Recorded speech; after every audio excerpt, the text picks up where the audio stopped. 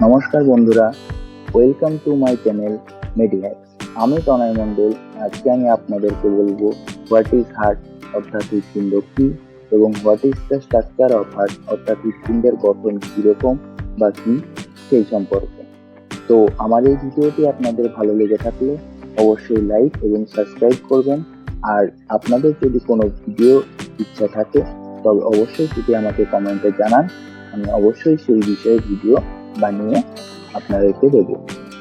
তো চলুন এবার শুরু করা যাক। তো আজকে আমরা বলবো হোয়াট ইজ হার্ট অর্থাৎ হৃৎপিণ্ড কি। হৃৎপিণ্ড হলো বুকের খাঁচায় সযত্নে রক্ষিত ছোট্ট পেশিবহুল অঙ্গ, যেটা পাম্পের মতো কাজ করে পুরো শরীরে রক্ত সঞ্চালন করছে অবিরত। প্রচলিত ধারণা হলো যে বুকের বাম দিকে হৃৎপিণ্ড অবস্থিত, যেটা ঠিক নয়। হৃৎপিণ্ড আসলে রয়েছে বুকের মধ্য প্রকোষ্ঠে ফুসফুস দুটোর মাঝখানে, তবে এটি বাম দিক তুলনায় স্থিত। এছাড়া হৃৎপিণ্ডের বাম দিকের নিলয় অর্থাৎ বাম নিলয় অন্যান্য প্রকোষ্ঠ থেকে শক্তিশালী হওয়ার কারণে এটি বাম দিকে রয়েছে বলে অনুভূত হয়। পূর্ণবয়স্ক মানুষের হৃৎপিণ্ডের ওজন মোটামুটিভাবে 250 থেকে 350 গ্রাম পর্যন্ত হয়।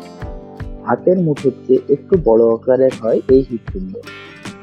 হৃৎপিণ্ডের দৈর্ঘ্য প্রায় 12 সেন্টিমিটার ও প্রস্থ 9 সেন্টিমিটার হয়ে থাকে।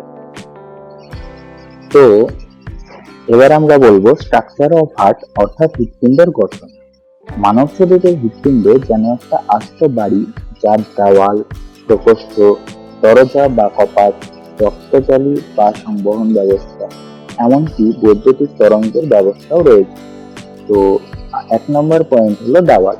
হৃৎপিণ্ডের পেশি বা দেওয়াল সংকোচন প্রসারণের মাধ্যমে সারা দেহে রক্ত সঞ্চালন করে। সেপ্টাম নামে একটি পেশি স্তর হৃৎপিণ্ডকে বাম ও ডান দিকে ভাগ করেছে। আপনারা পাশের ছবিতে দেখতে পাবেন, আমি সবুজ চিহ্ন দিয়ে জায়গাটিকে মার্ক করেছি, সেটাকে বলা হচ্ছে সেপ্টাম। হৃৎপেশি মূলত 3টে স্তরে বিভক্ত: এন্ডোকার্ডিয়াম বা ভেতরের স্তর, মায়োকার্ডিয়াম বা মাঝের স্তর ও এপিকার্ডিয়াম বা বহির্ভাগের আবরণ। এপিকার্ডিয়াম আসলে পেরিকার্ডিয়াম বা হৃদাবরণের একটি অংশ, যেটির মধ্যে উপস্থিত সেরাস বা তরল হৃৎস্পন্দনের সময় হৃৎপিণ্ডের ঘর্ষণ কম করে। তো এবার আমরা বলবো হৃৎপিণ্ডের স্তরগুলির ব্যাপারে। তো আমরা আগেই জেনেছি হৃৎপিণ্ডের দেওয়াল বা ওয়ালে 3টে স্তরে বিভক্ত থাকে। এই 3টে স্তর হলো: 1 নম্বর হচ্ছে বহিঃস্তর বা এপিকার্ডিয়াম, 2 নম্বর হচ্ছে মধ্যস্তর বা মায়োকার্ডিয়াম, 3 নম্বর হচ্ছে অন্তঃস্তর বা এন্ডোকার্ডিয়াম। তো 1 নম্বর এই বহিঃস্তর বা এপিকার্ডিয়াম, এটি মূলত যোগকলা নিয়ে গঠিত। এই স্তরটিতে বিক্ষিপ্তভাবে চর্বি থাকে এবং এই স্তরটি আবরণী কলা দিয়ে আবৃত। তো 2 নম্বর হলো মধ্যস্তর বা মায়োকার্ডিয়াম। এটি বহিঃস্তর এবং অন্তঃস্তরের মাঝখানে অবস্থান করে। দৃঢ় অনৈচ্ছিক পেশি দিয়ে এই স্তরটি গঠিত। তো 3 নম্বর হলো অন্তঃস্তর বা এন্ডোকার্ডিয়াম। এটি সবচেয়ে ভেতরের স্তর। হৃৎপিণ্ডের প্রকোষ্ঠগুলোকে অন্তঃস্তর দিয়ে আবৃত থাকে। এই স্তরটি হৃৎপিণ্ডের কপাটিকাগুলোকেও আবৃত করে রাখে। তো এবার আমরা বলবো স্ট্রাকচার অফ হার্ট অর্থাৎ হৃৎপিণ্ডের গঠন। মানব শরীরের হৃৎপিণ্ড যেন একটা আস্ত বাড়ির মতো, যার দেওয়াল, প্রকোষ্ঠ, দরজা বা কপাট, রক্তচালী বা সংবহন ব্যবস্থা, এমনকি বৈদ্যুতিক তরঙ্গের ব্যবস্থাও রয়েছে। তো এবার হচ্ছে প্রকোষ্ঠ, যেটাকে আমরা চেম্বার বলে থাকি। হৃৎপিণ্ডের 4টে প্রকোষ্ঠে বিভক্ত। উপরের দিকটিকে বলা হয় আট্রিয়াম অর্থাৎ অলিন্দ, এবং নিচের দিকটিকে বলা হয় নিলয় অর্থাৎ ভেন্ট্রিকল। অলিন্দ্যগুলি অন্ত অলিন্দ পর্দা এবং নিলয়গুলি অন্ত নিলয় পর্দা দ্বারা পৃথক।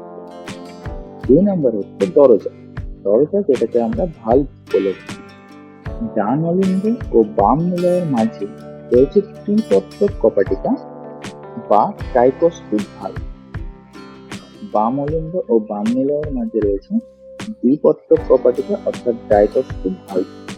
নিলয় থেকে ফুসফুস ও ধমনীতে রক্ত যাওয়ার পথে রয়েছে 2টি সেমিলুনার দরজা, যেটাকে বলা হয়, একটি হচ্ছে অ্যাওর্টিক ভালভ এবং অপরটি হচ্ছে পালমোনারি ভালভ। তো এবার আমরা বলবো হৃৎপিণ্ডের ভালভগুলির ব্যাপারে। তো আমি আগেই বলেছি যে ডান অলিন্দ এবং ডান নিলয়ের মাঝে রয়েছে ট্রাইকস্পিড ভালভ অর্থাৎ ত্রিপত্রক কপাটিকা। ত্রিপত্রক কপাটিকার কথার মানে হলো এটি তিনটে পাতার মতো অংশ দিয়ে অর্থাৎ তিনটে পাতার মতো পর্দা দিয়ে তৈরি হয় এই ভালভটি, তাই এর নাম হচ্ছে ত্রিপত্রক কপাটিকা। তো এটি ডান অলিন্দ এবং ডান নিলয়ের মাঝে অবস্থান করে। আপনারা বাঁদিকের ছবিটি লক্ষ্য করলে দেখতে পাবেন অ্যারোগুলির মাঝে তিনটে ডট দেওয়া আছে, ওটাই হলো ত্রিপত্রক কপাটিকা। এবং ডান দিকের ছবিটাতে স্পষ্ট করে দেখানো আছে ত্রিপত্রক কপাটিকাটি, যেখানে তিনটে লাল কালারের ডট দেওয়া আছে, এটি হলো ত্রিপত্রক কপাটিকা। তো এবার আমরা জানবো বাইকস্পিড ভালভ অর্থাৎ দ্বিপত্রক কপাটিকা, মানে হলো দুটো পাতার মতো অংশ দিয়ে তৈরি যে কপাটিকাটি। তো দ্বিপত্রক কপাটিকা যেটি বাম অলিন্দ এবং বাম নিলয়ের মাঝে অবস্থান করে সেটি হলো দ্বিপত্রক কপাটিকা অর্থাৎ বাইকস্পিড ভালভ বলা হয়। বাঁদিকের ছবিটিতে আপনারা দেখতে পাচ্ছেন দুটো সবুজ অ্যারোর মাঝে দুটি সবুজ ডট দেওয়া আছে এবং ডান দিকের ছবিটিতে দুটি সবুজ ডট দেওয়া আছে, ওটিকে বলা হয় দ্বিপত্রক কপাটিকা অর্থাৎ বাইকস্পিড ভালভ। এবং তার নিচের দিকে আপনারা দেখতে পাবেন তিনটে বেগুনি কালারের ডট দেওয়া আছে, সেটিকে বলা হয় অ্যাওর্টিক ভালভ, যেটা কি করে আমাদের হাত থেকে রক্ত সারা শরীর এবং ফুসফুসে বহন করতে সাহায্য করে, সেটি হলো অ্যাওর্টিক ভালভ। অ্যাওর্টিক ভালভ আপনারা দেখতে পাচ্ছেন বাঁদিকের ছবিটিতে লাল অ্যারোর পরে যে বেগুনি কালারের তিনটে ডট এবং অ্যারো দেওয়া ওই তিনটে ডটের কাছে হচ্ছে এই কপাটিকাটি অবস্থান করে। তার নিচে আপনারা দেখতে পাচ্ছেন ব্ল্যাক কালারের মানে কালো কালারের তিনটে ডট, যেটাকে আমরা বলে থাকি পালমোনারি ভালভ। তো এই পালমোনারি ভালভ আপনারা বাঁদিকের ছবিতে লক্ষ্য করুন যে সবুজ কালারের অ্যারো দেওয়া আছে, তার পাশে কালো কালারের অ্যারো, তার উপরে তিনটে ডট দেওয়া আছে কালো কালারের, ওখানে অবস্থান করে এই অ্যাওর্টিক ভালভ। তো এবার আমরা জানবো রক্তজালির ব্যাপারে। পুরো হৃৎপিণ্ড জুড়ে অসংখ্য রক্তজালি বিরাজমান। অক্সিজেন সমৃদ্ধ শুদ্ধ রক্ত বহন করে যারা তাদের বলে ধমনী বা আর্টারি, এবং অক্সিজেন শূন্য দূষিত রক্ত বহন করে শিরা। এছাড়া হৃৎপিণ্ডের মাঝে করোনারি আর্টারি নামক ছোট ছোট ধমনীর একটা নেটওয়ার্ক রয়েছে, যারা হৃৎপিণ্ডের পুষ্টি যোগান দেয় বা পেশির কোষকে অক্সিজেন সরবরাহ করে। এক কথায় এরাই হৃৎপিণ্ডকে সচল রাখে। তো এবার আমরা জানবো বৈদ্যুতিক সংকেত। ব্রেন থেকে বৈদ্যুতিক সংকেত হৃৎপেশির সংকোচন প্রসারণের চক্রটি অবিরাম চলতেই থাকে।